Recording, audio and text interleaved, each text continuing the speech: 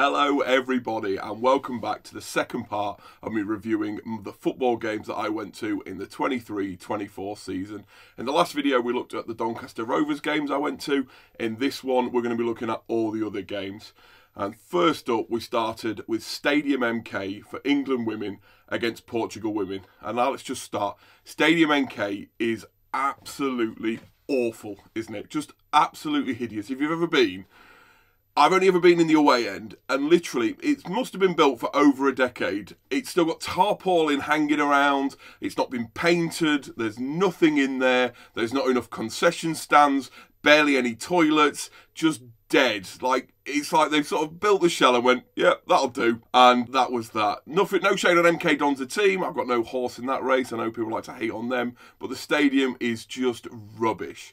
And the game was too. It was a final warm-up game before the World Cup, and you could blatantly tell everyone was going through the motions, just trying not to get injured. Unsurprisingly, it was 0-0. However, we did have a fantastic summer following the Lionesses after that, where they made the World Cup final, narrowly losing to Spain in the final. Up next, I flew out to Dublin. Not specifically for a football match, I went over for the American football, but while I was out there, decided to catch a football game, and I went along to University College Dublin against St Patrick's Athletic. It was a top versus bottom of the table clash in the League of Ireland. I believe that is what their league is called. Someone correct me if it is not.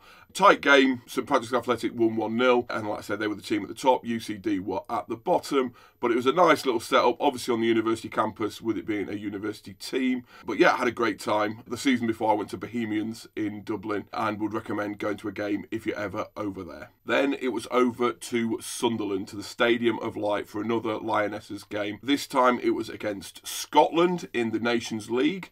I didn't plan very well getting to this one. Been to Stadium of Light before for a Donny game, but didn't anticipate on it being as busy as it was. We rolled up about an hour before kick-off, and there was absolutely nowhere to park whatsoever. So we ended up parking bloody miles away on the other side of Sunderland and racing across to get there. I think we got there about 5 minutes after kick-off, so not too bad in the end. And being wildly late to Lionesses games will be a theme of this video. England won this one though, 2-1 against Scotland, and yeah, it was great. We were right on the front row, which was pretty cool, and yeah, had a great time. Now, on New Year's Day each year, me and my buddy Johnny have a bit of a tradition now where we just pick a random fixture to get to a ground that neither of us have been to. Last year we went to Blackburn for Ewood Park, and this year we decided to go to Forest Green Rovers. They were playing Wimbledon, and it was around the time that the walking meme, that is Troy Deeney, had taken charge at Forest Green. And honestly, it was an absolute experience. We spent more time fascinated by Troy's man management skills than we did by actually watching the game. The game was, you know, fine. Ended up 1-1, but Troy was the highlight. Just an absolute shambles of a manager. Unsurprisingly, his reign didn't last very long and didn't yield many wins. He must have taken his coat on and off about 20 times. Genuinely didn't seem to know the names of his players, didn't seem to have a clue how to set his team up, was constantly going to his assistant. Why they appointed him manager, I do not know. But yeah, I can confirm he is as much of a whopper as his podcast appearances do seem to portray him as. We had an absolute blast watching him. I can't say the Forest Green Rovers fans probably feel the same way, and they probably had nightmares watching him, but as neutrals, we had an absolute whale of a time. Up next was my first ever visit to Stamford Bridge. One of the things I'm loving about the WSL sort of gaining a bit of traction and popularity is the women's teams playing at the men's stadiums, because it gives people like me the opportunity to visit Stamford Bridge without having to hope and pray for Donny drawing them away in the cup. As although Chelsea men have probably not been as good as they have been over the last 20 years for the last season, so maybe getting tickets is a bit easier than I think it is. I've never actually tried, but to get tickets for the women's game, really cheap, really easy to get the tickets, and it was a great game. Lauren James put on an absolute clinic, scoring a hat-trick and blowing Man United away.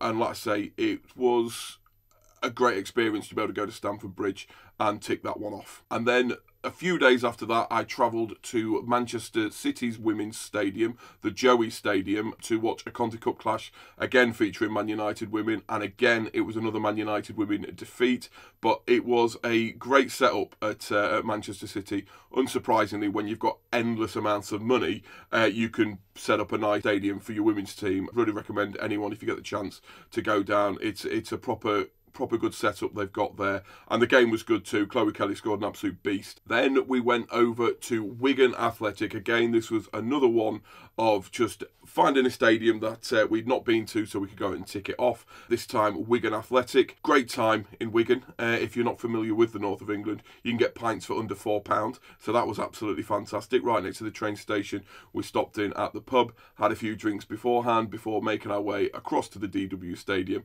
By the time we got there, we were quite merry, thanks to less than £4 a pint, and we had a great time. I met Krusty the Pie, Wigan's mascot, and we had a great time watching Alexi.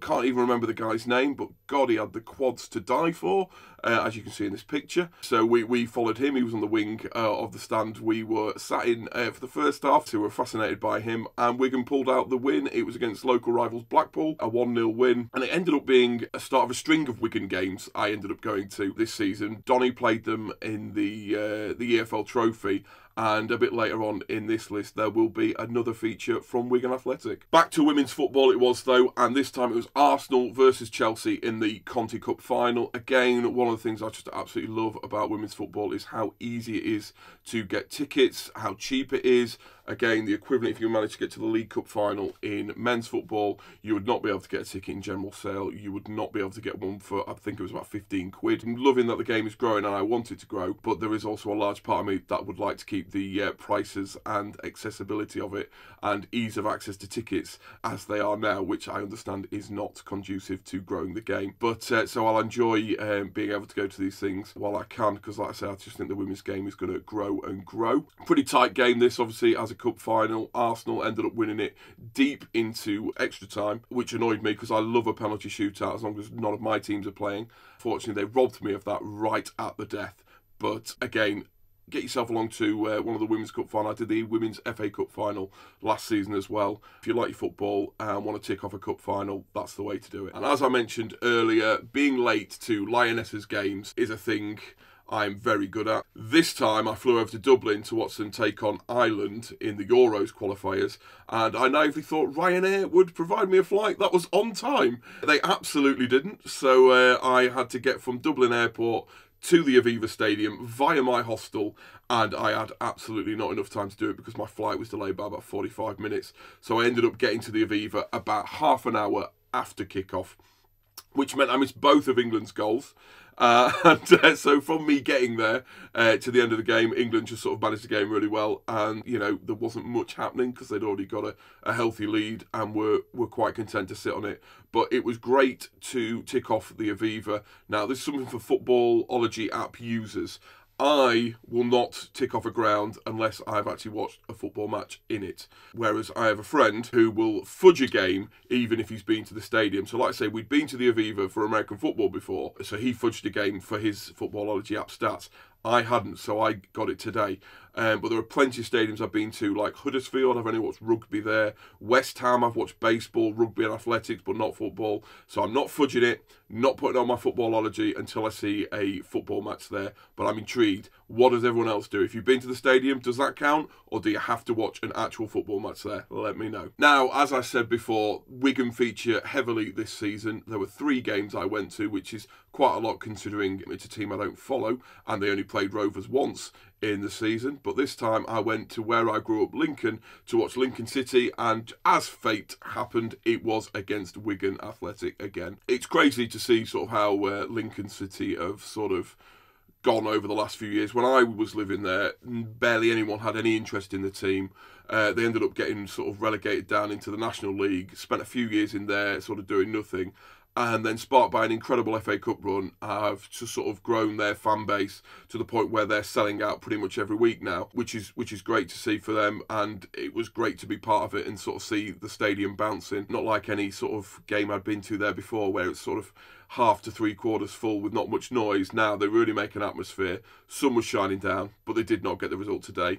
Wigan were on it, and I think Lincoln were about 11 games unbeaten at this point, but Wigan came in and ended that unbeaten run. And the final game for me this season that didn't involve Doncaster Rovers was another Lioness game. This time we went up to Newcastle, to St James's Park, to watch them. It was my second visit there. Absolutely brilliant stadium, although the stairs to get up to the top are an absolute nightmare. It is, as all the videos you see about it, getting up to the top of that away end, the stairs are endless. But once you're up there, like I say, it's a great view, it's a great stadium. Unfortunately, England didn't get the win this time. They took the lead, but unfortunately ended up falling 2-1 to France. But a few days later, they did go out to France and get the win there. So it's all to play for in their European qualifying group. But that is it from me. That is all the football that I went to this season. Fingers crossed next season we can get to some more grounds, tick off some more and get closer to finishing the 92. Join me next time. Peace.